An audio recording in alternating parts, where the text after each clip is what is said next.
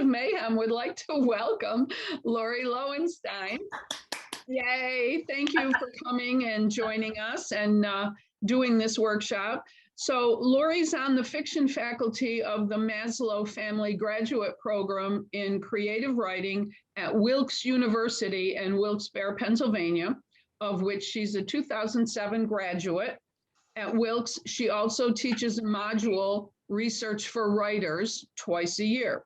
Laurie studied history at Colgate and Syracuse Universities.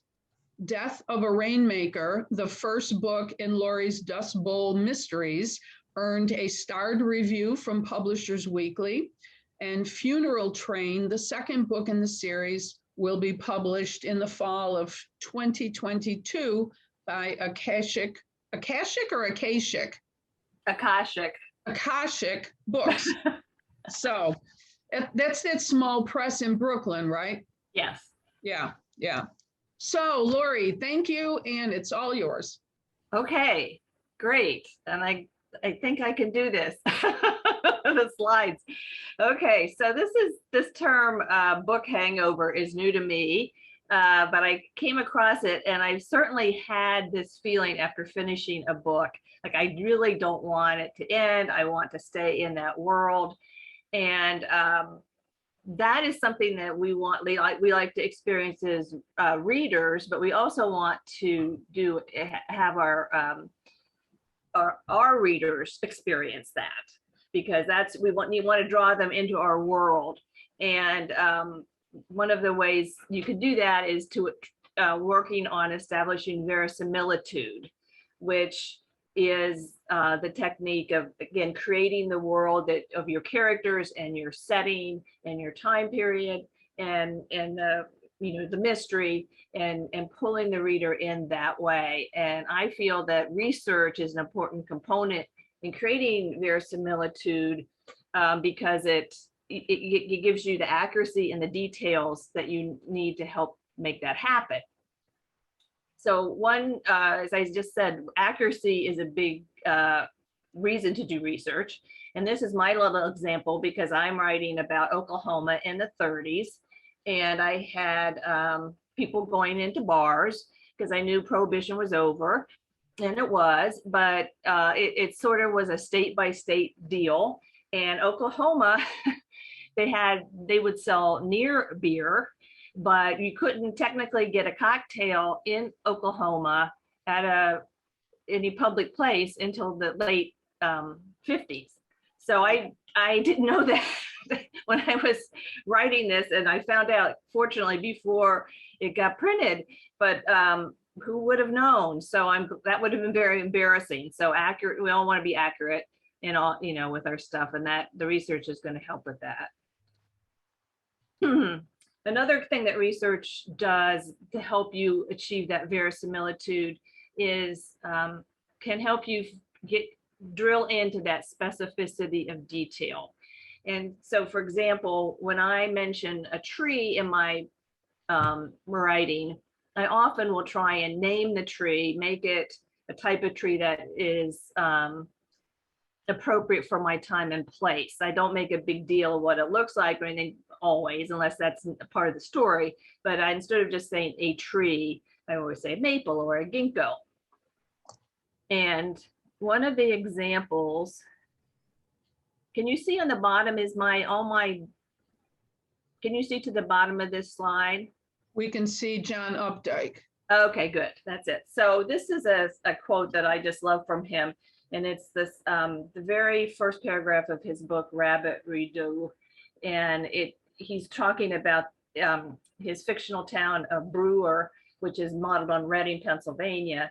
And so notice all the specific details he's used: the granite curbs starred with mica, and the row houses with the speckled bastard sidings. And then he also mentions the type of tree and adds the adjective sooty. So I think those, again, pulling the reader in. So what kind of research can you do? So the ideal research is like site visits. We go to Paris, or we could go to wherever our story is taking place. But often not possible, and we don't have the budget. So, but there are things you could do that are somewhat close to you that might help. That you can modify and or just it will inspire you. So one of the site visits is the Eastern State Penitentiary. It's in Philadelphia. You can get tours. I've never been there, but I mean, I know you. I sort of know where you're all living. You've been, okay, Frank's been good. So I know, you know, it's somewhat close to where you all are. I think these kinds of things. What does it look like? Whoops, let me go back. Oops, I can't go back. How do you go back? Oh shoot. Okay, I'm stuck. So for example, Laurie, if can you try your arrows on your computer? yeah, I'm not, I've got it so Okay. full. I'm all right. I'm gonna just Okay. let it be for, but thank you. So if you're writing about, you know, you need like a botanical garden might be of help to go visit, you know, like getting the smell of certain plants and stuff.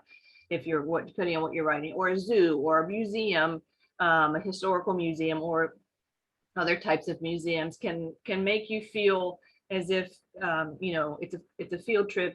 You feels, you know, you can collect information about the senses, smelling, taste, hearing, all those things that will help you write.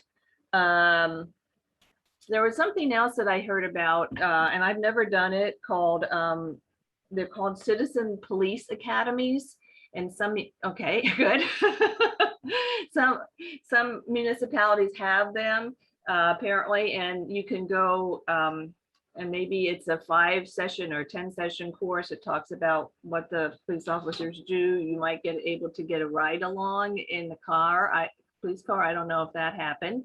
Yes, wow, you get the whole, I know there says there's one in Cicero, but I don't know, I didn't. That's near me. That's Yeah. that's Well, Syracuse. yeah, I mean, I sort of know yeah, Frankie? Yeah, I haven't, I teach criminal justice, that's why I know about it. Oh, But most cities do have in fact, our university also offers it. So if you need to reach out to a public information officer in the department, they can set you up to do that. okay, great, good. Well, you should be doing this part of it. Okay, so that's, but then the next type of, besides experiential, then you can move on to primary research, which is really the actual documents, like the actual letters, or the or interviewing people. I'm sure Frankie and some of you have interviewed, you know, former police detectives or funeral directors or coroners. Primary resources also would include an autobiography. Perhaps you're writing something that occurred in the past.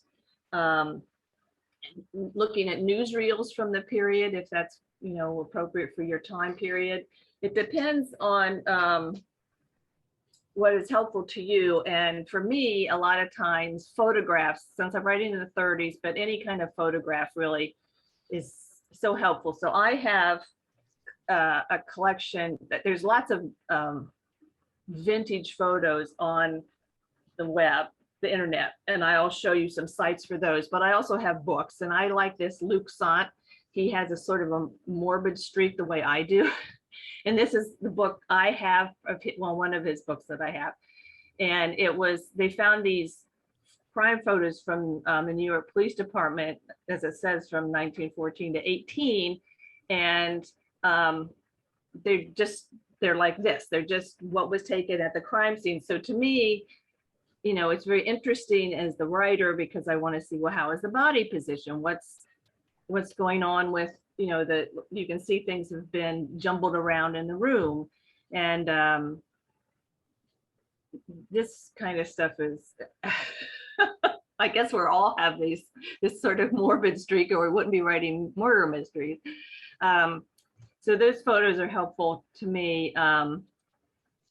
Ouija, he was a well-known photographer in New York City in the 40s and 50s, I think, more. He was a police well, he was a reporter, and he had all his dark room and all his cameras and all this stuff in the back of his trunk. And he had, I forget what was available to him, but he listened to all the chatter on the police dispatchers, and he'd show up at these crimes, and he captured these photos even before anyone got there, except the witnesses. And so, like, this is the cover of the book that I bought. You don't have to buy these, but but just to look at, so someone's been shot, and all the different reactions on the faces of the witnesses is interesting to me as a writer. This is one of the scenes from the book. A lot of sort of gangland type killings that he recorded. You can see the police talking to folks, I guess that looks like a detective here. The body, how the body's positioned. This is another book I use sometimes. It's all mugshots. They do have famous people in here, but I was less interested in that. It's just these faces that have been captured when they've been arrested. This is Clyde Barrow of Bonnie and Clyde fame. Such a kid here. Okay, so secondary research is sort of one step away from primary, and that would be things like textbooks, biographies, journals, encyclopedias. And a lot of times we want to, that's what we need. Wikipedia is tempting, but again, we want to be careful that make sure it's accurate. The information there is accurate. It is posted by just readers. I think it gets vetted, and then other readers vet it and make corrections. But there are other sources out there that are more accurate that you have access to. I know when I was living in Pennsylvania, my local public library didn't have a great collection, and I also wanted some kind of, a specific text. And Lafayette Library, near where I lived, Lafayette College, you could join as a friend of the library or something like that. And a lot of these university libraries, I believe, have this.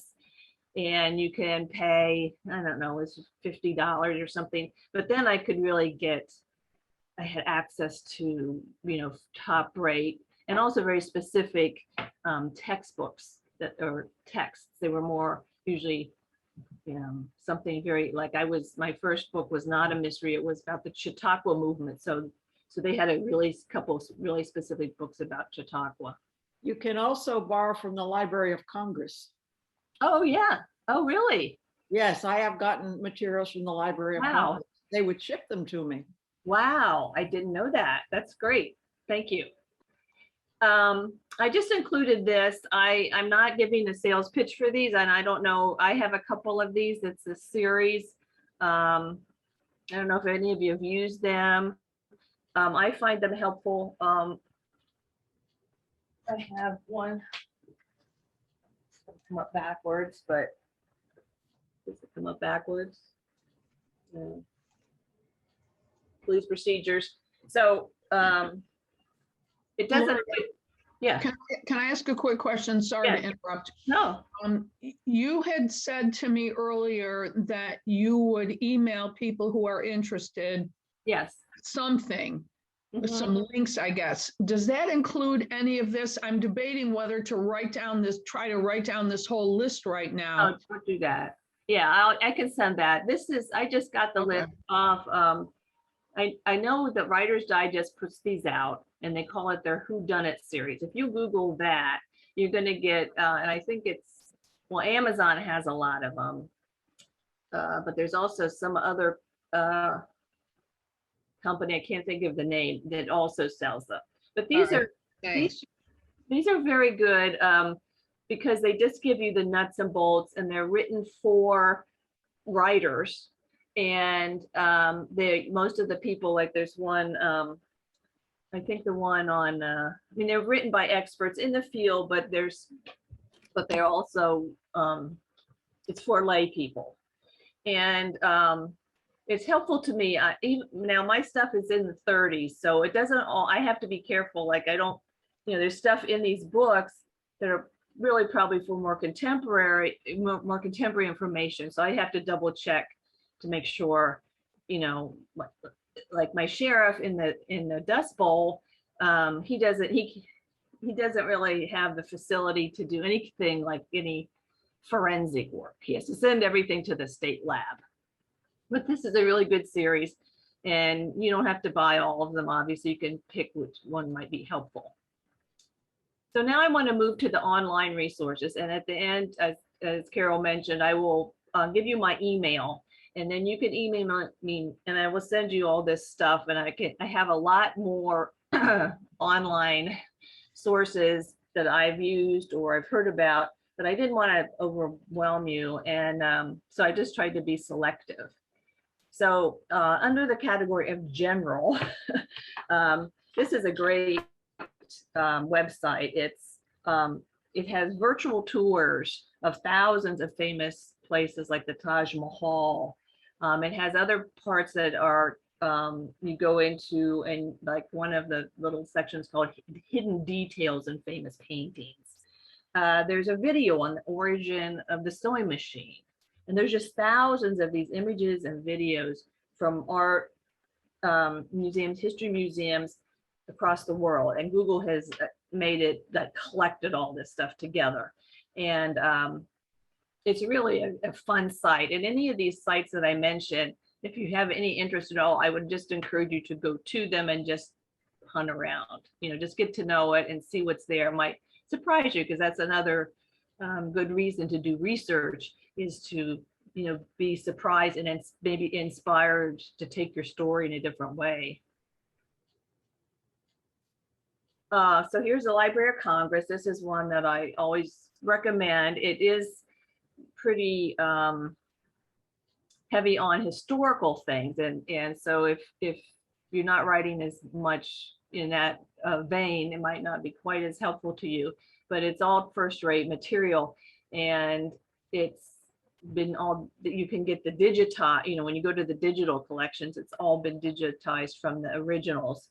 For example, here they have a number of collections of prominent suffragists, and including a collection of suffragists' sheet music. So, okay, yes, Carol. Thanks. I wasn't sure if I was on your screen or not. I'm always looking for pictures, because my books are in the 30s too. Right. I'm always looking for pictures to post on my author Facebook page, because I want to do like pictures from the books. Right. And I struggle with, is this legal? Is this not legal? Now, I've got a card to the Library of Congress. Do you know what the guidelines are from posting something like one of these pictures from their collections? Like if we give credit, do you ever post any of these? Frankie? I've used photos from the Library of Congress for nonfiction books. It depends on the collection that the photo comes from. They have on the site information about whether or not it's open, or whether permissions required, and what restrictions are in place. So it depends. You'll see it there, and they will warn you, if there's a question about your copyright and other issues. But a lot of things are in public domain, and they will simply send you a copy when you request it. Oh, okay. Thanks. Thank you. Mm-hmm. Thank you. Okay. Another, so this is also a subsidiary. There's also a Library of Congress collection, but it's just newspapers, and it's called Chronicling America. And the way this works is that states can get grants, those who want to apply, and then if they get the grant from the National Council of the Humanities, they can use it to scan whatever state, newspapers in their states that they would like. So it roughly goes, the collection covers pretty much, I think, every state.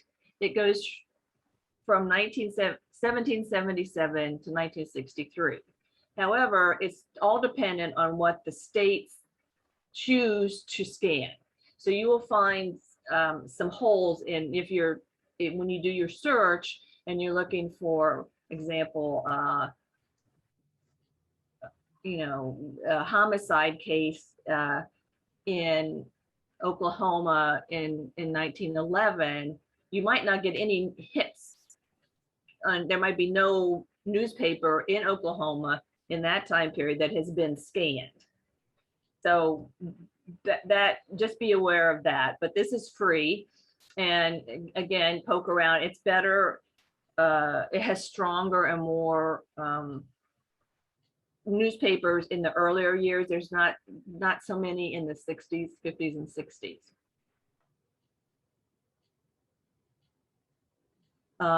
The Digital Public Library of America is another aggregate, a huge aggregate of material. It has different types of presentations. There's what they call exhibits, which they're curated. So like one of the exhibits is Japanese internment camps. So they will have an overview of what these camps were like. They will have photos of the camps. They will have like interviews with people who stayed at the camps. It's an exhibit, like if you went to the museum. And then they also have primary sources that are in a collection, but then it's just going to be all primary sources. So it might be on a topic of I can't think what, but it'll be all letters or diaries. So you're going to have to bring, if you want the real source material, that's helpful, but it's not going to maybe give you the framework that the exhibits have. But they have just a lot of stuff. I want to mention too the newspapers.com. I subscribe to that. That's a subscription thing. I think it's ancestry.com. It's one of their little spin-offs. I forget how much it is. It's not that much. It might be $100 a year. I find it really helpful because it does have more stuff than the Chronicling America. And I use it sort of to double check what I'm writing about. I want to make sure it's accurate to the time and place. And so I can go to newspapers in Oklahoma. I can model some of my material on what I've read that were actual cases. So that's another one if you want to invest a little bit and you think that you need newspapers a lot. Okay, this is one of my favorites. There was a librarian named Lynn Oliver, and she created this food timeline in 1999 and added and created, and then she passed away. And then for like 2 years, because I always taught this in my research class, and then it was gone, it disappeared. I was distraught, but now it's back. The Virginia Tech has brought it in, and it's pretty amazing because I just did the print screen function, but if you would scroll down, you'll see she has one part is a timeline. It goes from 17,000 BC to 2013. And she has different kinds of foods, like the raw material, like dates, for example. When were they cultivated, and pretty early on, 6,000 BC.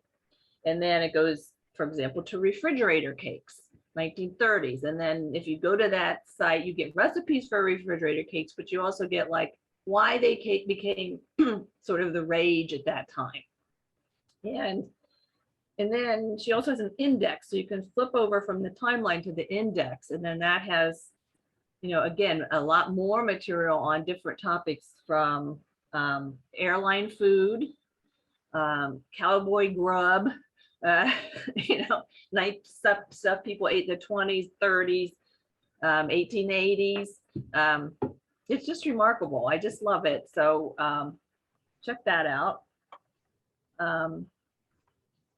Okay, another thing you want to do is, you know, think about your setting and your place.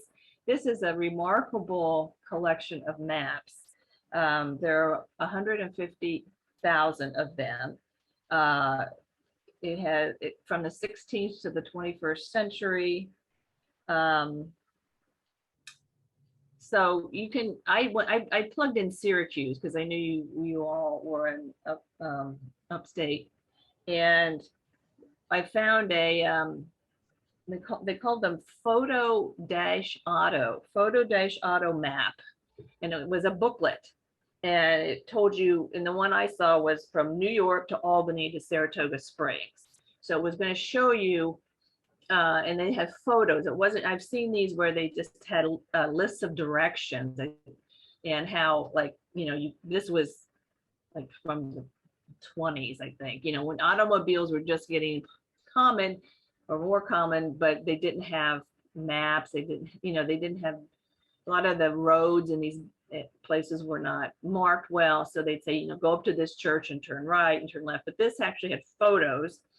And I thought that was very cool. But it has all kinds of just amazing stuff. A lot of these cities had panoramics. They would hire people to come in and do a panoramic drawing so you could see what your city where your crime is taking place looked like or looks like now. So what your characters are wearing says a lot about them. There's lots of, you know, this is the one I picked to show you because there's lots of different clothing and fashion, and you can get, if you're going, like Carol, I'm guessing probably has a Sears catalog from the 30s. So you get what they're wearing. The only caveat I always say is, remember, unless your character is wealthy, they might not be wearing like the 1935 version of that dress, especially in the Depression. They might be wearing the 1928. Exactly. My Sears catalog is, I think, 27 or 28, Yeah. which is perfect for my characters in 34 because, like you said, they're wearing older clothes. Nobody's buying anything new. Yeah. Good. But this one is cool. It's put together by the Fashion Institute of Technology, I think, in New York City, and it goes from ancient fashion to fashion of the 20th century. And so, for example, I looked for 1960s. So in that section, they had a short overview, a written overview of fashions, and they looked at women's, men's wear, and children's fashions. Since it's a fashion institute, it's sort of swings toward high fashion, you know, designer type fashion, but not always. But so in the 1960s, they said there was this mingling of fashion that was trying to incorporate the ladylike elegance from the previous decade, like Jacqueline Kennedy, but also then there were youthful designs popularized by the swinging London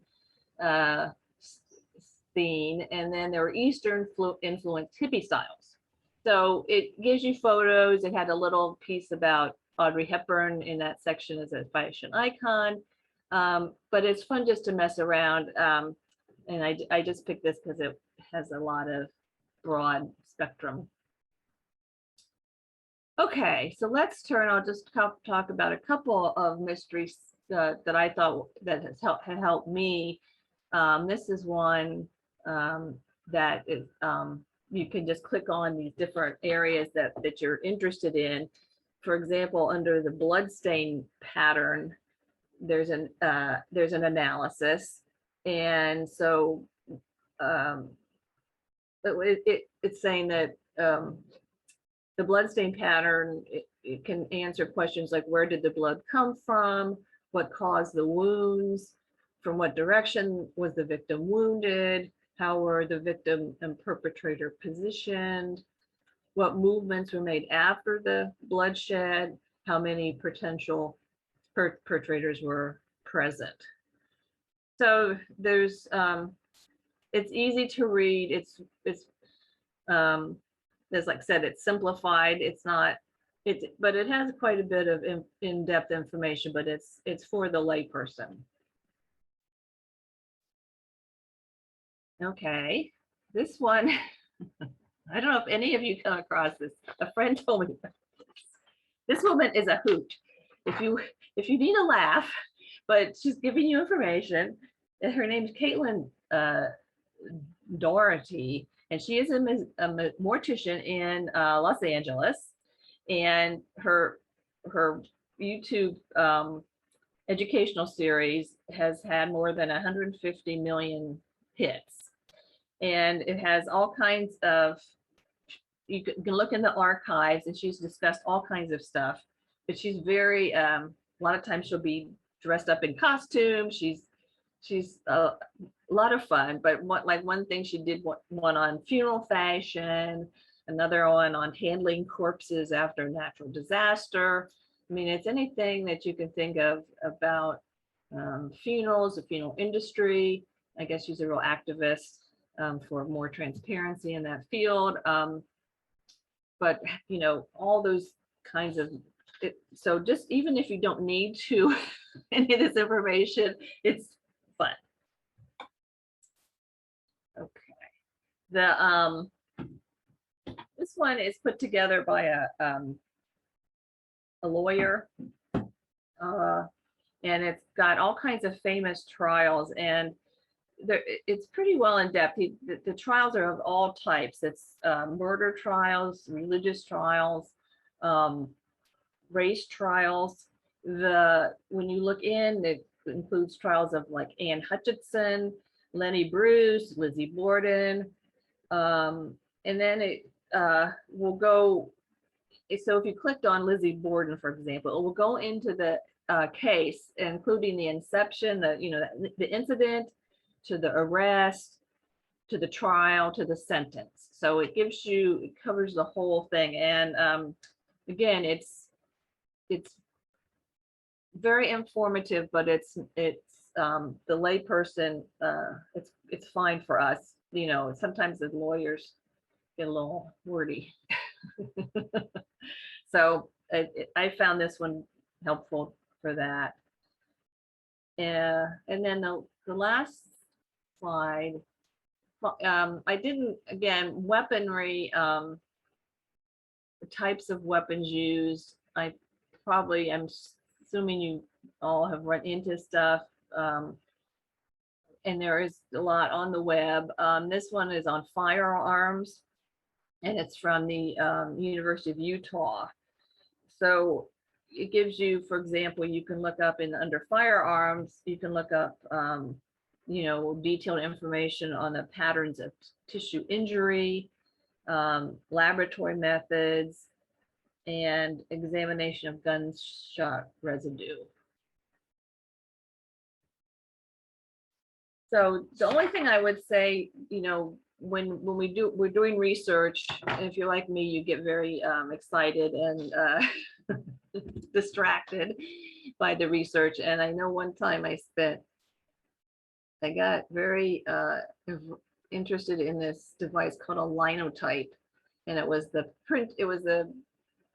it came after, it's a type of printing, and it was used by newspapers a lot, but it was after people had to typeset by hand, but it was before today's automated computerized setting up stories. So it was this gigantic machine, and the linotyper would type in the sentence, and it was almost like a typewriter, but way above him was melted lead, hot lead, and when he typed a letter, the little form that formed that letter would pop out, and then lead would fill it, and then it would go down this chute, and then it would line up, and then that's how that's how the stories got set.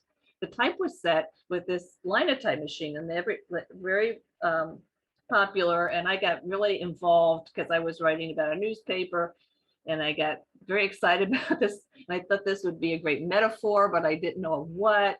And and there's lots of linotype YouTubes and anyway, it ended up like 2 sentences in my story, but it was worth it.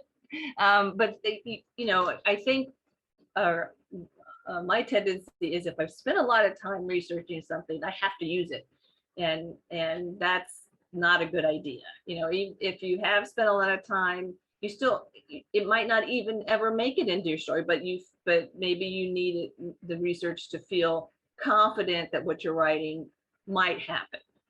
You know, it's possible. That's my big concern setting something in the 30s in Oklahoma, is that would this really have happened this way? Is this feasible? And I take a lot of time trying to find out if that's the case, either looking at the old newspapers or, you know, I have a lot of books about that period.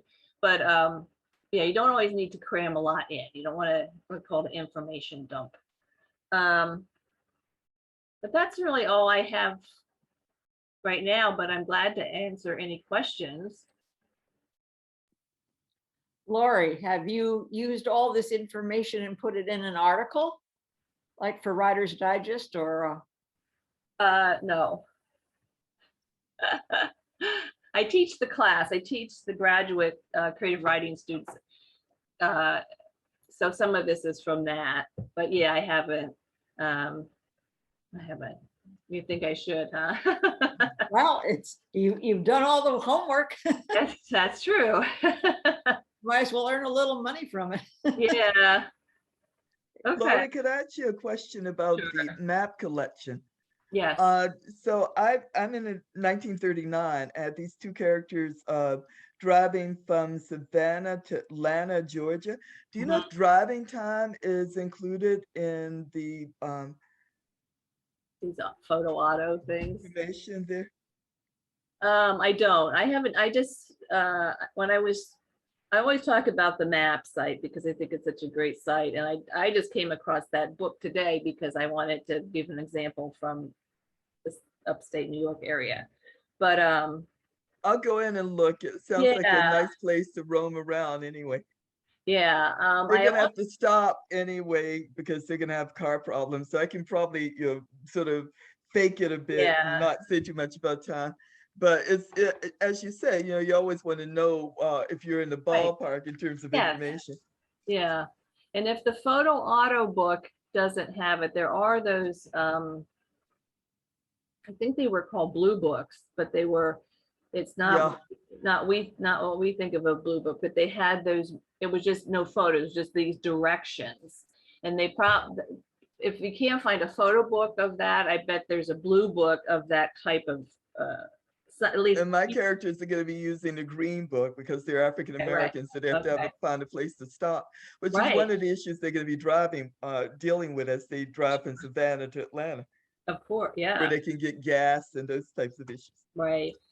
Thank you. That's another tip. You know what I did with that, Frankie? I needed driving times between my imaginary town, which I have placed at a certain spot in the Mohawk Valley, and Syracuse. So I looked up the car, the year and the make and the model car that I decided they would use. And I looked to see what the maximum mileage, miles per hour that car could go. And then I just sort of figured it out, you know, dividing it up. And I felt like I was in the ballpark. Another good idea. Thanks. I wanted to clarify about ordering something from the Library of Congress. I think I went to my local library first and said I wanted a book that I knew the Library of Congress had on Cresta racing, because we were doing a series of articles for their anniversary coming up. And so they ordered it for me and it was sent to the local library, and then that's how I received it. Wow. I did that too, interlibrary loan.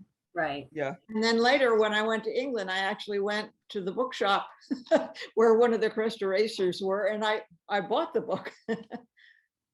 But I appreciated being able to borrow from the Library of Congress. Right.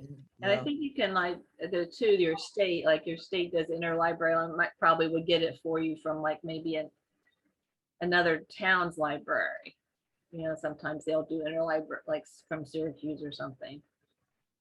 So, Yeah. oh, anything else for me right now? So this is my, It's been fascinating. good, Absolutely fascinating. good, Yeah, thank you, Laurie. This was terrific. yeah. So Excited to use some of these new sites. I can't wait to go look at the food and fashion ones. yeah. So this, One could spend a whole day. yeah, that's fine. So this is my email. So if you email me and say, send me the list, then I will be glad to do that. And I'll include Okay. those books. You've been very generous with your time and Oh. information. Oh, I enjoyed it. Yes, I'm a history major at heart. So I appreciate it. And good luck with all your writing, and keep in touch. Let me hear from you if you have a research question, if I can help. Well, doing research is so much fun. Yeah. Oh, it is. yeah. Okay. It is. Okay. Any more questions before we let Lori go? Do you want to show your books that you've written? Your Oh, sure. Do I have? book plug. All right, sure. Yep. So this is the first one. It's not a mystery. It's an historical novel, and it's set on the Chautauqua Circuit in Western Illinois.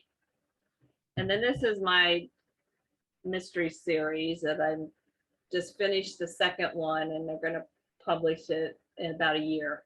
And this I is can't see the title, Laurie. Is that Death- Death? Death of a Rainmaker. I love that book. It's great. Thank you.